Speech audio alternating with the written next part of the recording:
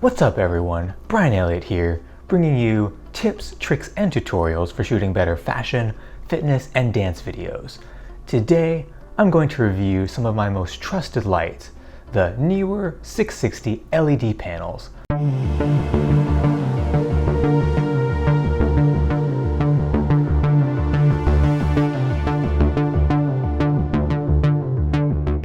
I own 4 of these lights, and I'm actually being lit by 2 of them right now.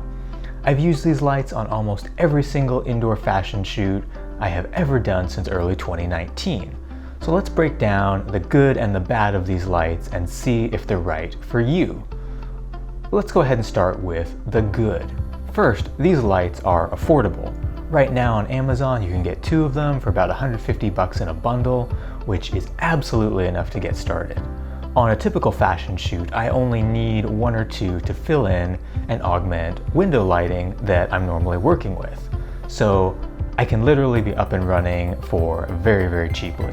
The next thing I love about these lights is that they're bi-colored. This means I can adjust the color temperature with dials on the back to exactly what I want it to be, rather than having to rely on gels or deal with lighting that doesn't match. I can really affect the mood of my scene very easily to be colder or warmer depending on the color temperature.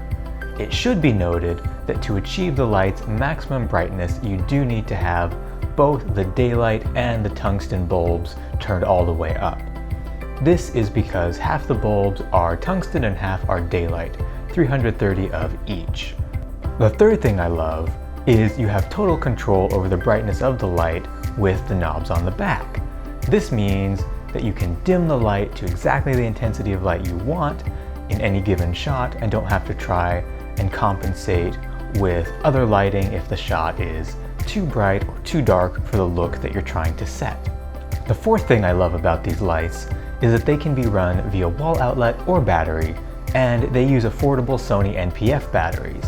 You can get off-brand NPF 970 batteries very affordably and power these lights for hours without having to worry about cords or if there's no outlets. There's no need to worry about expensive V-Lock batteries like with larger lights. This is incredibly useful on location if there aren't easily accessible outlets. I don't have to mess with all the headache of making sure no one's tripping over extension cords and taping them down, like you would using more power-hungry lights that need to be plugged into the wall. Fifth is the barn doors. It's really nice to be able to control the light spill, and the built-in barn doors do a great job at making sure the light falls where you want. Okay, so now let's jump into a few things that I'm less crazy about with the design of these lights. Most of them are fairly minor, but can be a hassle. First, actually does have to do with the barn doors that I just praised a second ago. Because of the barn door design, when they're attached, you can't actually tilt the light down. The frame of the door hits the frame of the light. This can be frustrating if you're trying to light a subject from above instead of directly. You'll have to remove the barn doors in this scenario, and then you'll lose your light spill control.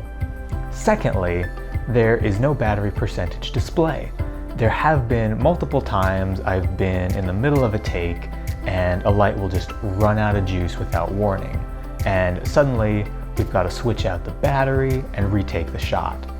If there was even a basic battery indicator, that would help with this issue.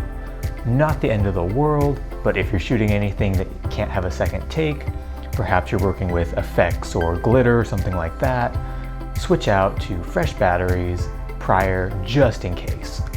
Thirdly, this light is overall not incredibly bright in competing with natural sunlight. I also own a couple of Amaran 100D lights, and they're massively brighter.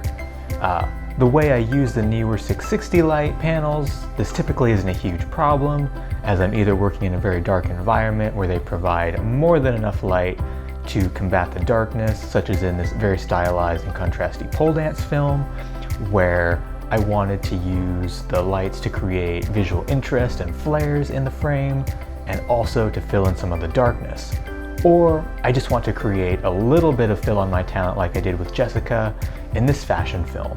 I've got one Neewer LED panel just filling in some of the shadows to create a softer beauty look for her. But it's worth noting that if you're looking for a light to compete with the sun, this won't do the job. So those are really my 5 favorite things and 3 biggest issues that I faced working with the Neewer 660 lights on fashion shoots. If you've enjoyed this video, consider subscribing for more fashion video related content. And if you want to see some of the videos that I've shot with these lights, check out the videos that pop up right now.